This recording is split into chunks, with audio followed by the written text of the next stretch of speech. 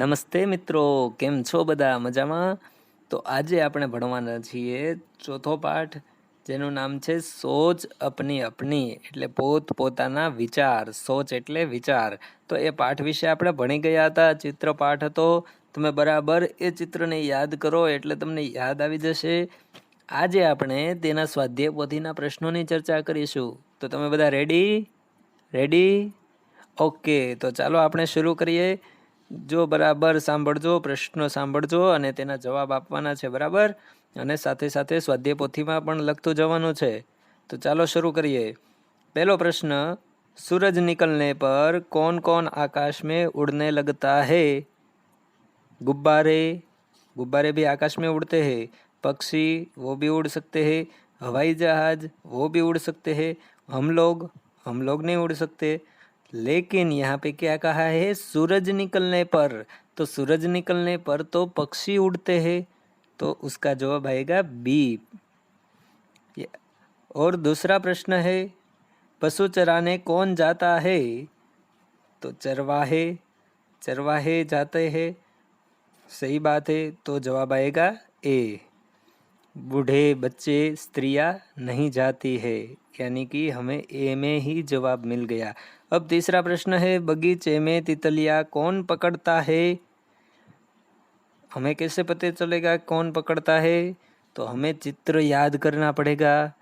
जो चित्र में दो बच्चे पकड़ रहे थे, तो यहाँ पे क्या क्या ऑप्शन दिए गए हैं देखिए. माली, माली नहीं पकड़ रहा था. बच्चे, हाँ बच्चे पकड़ रहे थे. बूढ़े और पिताजी भी नहीं पकड़ रहे, तो यानी जवाब आएगा बी, बच्चे. चौथा प्रश्न है, चित्र में किसके पेड़ है? किसके मतलब शेना झाड़ छे, बराबर? तो ए पपीते के, पपैयाना, बी खजूर के, सी नारियल के, या डी आम के? तो जवाब आएगा सी, नारियल के. यहाँ पे भी चित्र में दिए गए हैं, ठीक है? तो हम देख सकते हैं नारियल के पेड़ ही है. अगला प्रश्न है, पांचवा प्रश्न, चरवाहे अपने हाथ में क्या रखते हैं? ए किताब, किताब तो नहीं रखते हैं. कलम, कलम भी नहीं रखते हैं. सी लाठी, हाँ लाठी रख सकते हैं. लेकिन अगला ऑप्शन देखते हैं, मटकी, तो मटकी भी नहीं रख सकते. तो जवाब आएगा लाठी, यानी कि सी जवाब सही है, लाठी. अगला प्रश्न है छठा, पेड़ पर कौन बैठा है? यहाँ पे देखिए चित्र बाजू में दिया गया है, उस पे दिखाई दे रहा है. कौन दिखाई दे रहा है वह आपको ऑप्शन में से बताना है. ए तोता, नहीं तोता बिल्कुल नहीं बैठा है. लड़का, लड़का भी नहीं बैठा है. बंदर, हो सकता है बंदर, आपको दिखाई दे रहा है क्या बंदर है? और डी गाय. तो कौन आएगा जवाब में? या મને તો વાંદરો દેખાય છે. વાંદરાને હિન્દીમાં શું કહેવાય? હા બંદર કહેવાય. તો સી સાચો જવાબ છે, સી બંદર. चलो तो सातमो प्रश्न જોઈએ. सातमो प्रश्न શું છે? पेड़ के नीचे कौन बैठा है? ए भैंस, देखो बाजू में चित्र है, भैंस लग रही है, नहीं बिल्कुल नहीं. बी गाय, हाँ गाय है, गाय. तो जवाब आएगा बी, गाय. ठीक है, अगला प्रश्न की चर्चा करते हैं. अब देखिए यहाँ पे हम देख सकते हैं कि एक चित्र दिया गया है. बहुत ही खूबसूरत और बड़ा सा चित्र है. आपकी स्वाध्याय पोथी में भी दिख रहा होगा आपको. और यहाँ पे यह चित्र देखकर ही उत्तर लिखने हैं, वह भी एक एक वाक्य में, यानी कि छोटे से उसके उत्तर आएंगे. छोटे छोटे उत्तर लिखने हैं.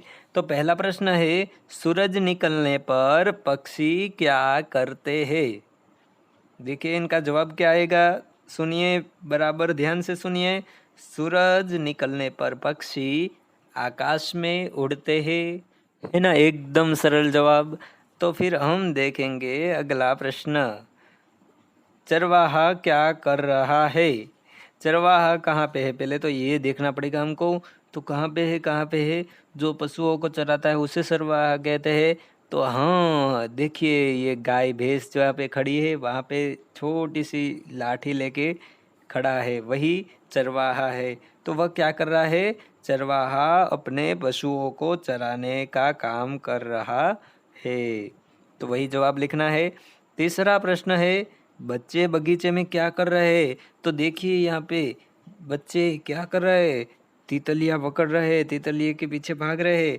तो हम लिखेंगे यहाँ पे बच्चे बगीचे में तितलियाँ पकड़ रहे हैं।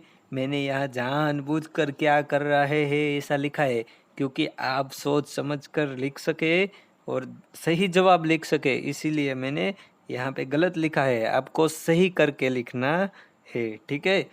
फिर चौथा प्रश्न, चरवाहे के हाथ में क्या है? तो जो चरवाहे के हाथ में है उसको कहते हैं लाठी। तो जवाब कैसे लिखेंगे इसका? चरवाहे के हाथ में लाठी है। पांचवा प्रश्न, नारियल के कितने पेड़ है? उसका उत्तर है नारियल के 2 पेड़ है। अगला तीसरा प्रश्न देखेंगे हम। निम्नलिखित प्रश्नों के उत्तर 2-3 वाक्यों में लिखे। 2-3 वाक्यों में जवाब લખવાના છે। પહેલો પ્રશ્ન, ચરવાહે क्या सोचते होंगे? सोचते मतलब શું વિચારતા હશે? ગોવાળિયા શું વિચારતા હશે? તો ચાલો આપણે એને હિન્દીમાં કહીએ। चरवाहे अपने पशुओं को चराने की जगह के बारे में सोचते होंगे। वह सोचता होगा कि जंगल की ओर, खेत या नदी की ओर पशुओं को चराने जाना है, क्योंकि उसकी जगह तो ढूंढनी पड़ेगी। हरी हरी घास जहाँ मिलती है वहीं पहले जाना पड़ेगा, ठीक है। तो चरवाहे पशुओं को चराने की जगह के बारे में सोचते होंगे। दूसरा प्रश्न है, सूरज निकलने पर क्या क्या होता है? बहुत सारे फेरफार होते हैं, तो हम यहाँ पे कुछ फेरफार ही लिख सकते हैं। तो चलो बताते हैं हम। सूरज निकलने पर पक्षी आकाश में उड़ने लगते हैं। कलियाँ खिल उठती है। कलियाँ जो पुष्प की होती है ना, पंखुड़ियाँ, तो वह खिल उठती है। तितलियाँ उड़ने लगती है। सब लोग उठकर स्वस्थ होकर अपने अपने काम में लग जाते हैं। तो समझ में आ गया? एकदम सरल जवाब है, थोड़ा सा बड़ा है लेकिन एकदम सरल जवाब है। फिर तीसरा प्रश्न है, बंदरों ने टोपियाँ क्यों फेंक दी? तो ये बंदर वाली जो कहानी थी ना, आपने बहुत बचपन से भी सुनी होगी। तो इस कहानी से हमें उत्तर लिखना है। तो बंदरों ने क्यों टोपियाँ फेंक दी? तो व्यापारी ने टोपी फेंक दी इसलिए बंदरों ने उसकी नकल करने के लिए टोपियाँ फेंक दी। तो यही उसका उत्तर है ना? एकदम सरल जवाब। अगला प्रश्न देखेंगे। सही विकल्प चुनकर विधान पूर्ति कीजिए। विधान पूर्ति मतलब विधान माने वाक्य, वाक्य को पूरा करना है। तो उसमें पहला वाक्य है, व्यापारी टोकरी में खाली जगह खाली जगह खाली जगह। तो मिठाई ले जा रहा था, टोपियाँ ले जा रहा था या नारियल ले जा रहा था? तो हम सबको पता है कि वह टोपियाँ ले जा रहा था। दूसरा प्रश्न, बंदरों ने टोपियाँ लेकर खाली जगह खाली जगह खाली जगह क्या किया? खुद के सर पे लगा ली, पेड़ पर लटका दी या लोगों को दे दी? क्या किया था? खुद के सर पे लगा ली थी। तीसरा प्रश्न, बंदरों ने व्यापारी की नकल करते हुए खाली जगह खाली जगह खाली जगह तो करते हुए टोपियाँ फेंक दी, टोपियाँ फाड़ डाली कि टोपियाँ का करना स्वीकार न किया? तो यहाँ पे उसने टोपियाँ सारी थी वह फेंक दी थी। तो यहाँ पे जवाब आपको दिखाई दे रहा है, तो लिख दीजिए टोपियाँ फेंक दी। अब अगला जो प्रश्न है वह भी बहुत आसान प्रश्न है। 5वां प्रश्न है, नीचे दिए गए चित्र के आधार पर 5 वाक्य लिखिए। सिर्फ 5 वाक्य लिखने हैं। एक चित्र है छोटा सा और उसमें से बहुत सारे वाक्य बन सकते हैं, लेकिन हमको कितने लिखने हैं? सिर्फ 5। तो हम लिख सकते हैं ना? चलो देखते हैं पहले चित्र में क्या देखेंगे हम। तो बगीचे में एक बड़ा पेड़ है। यह बगीचा का चित्र है।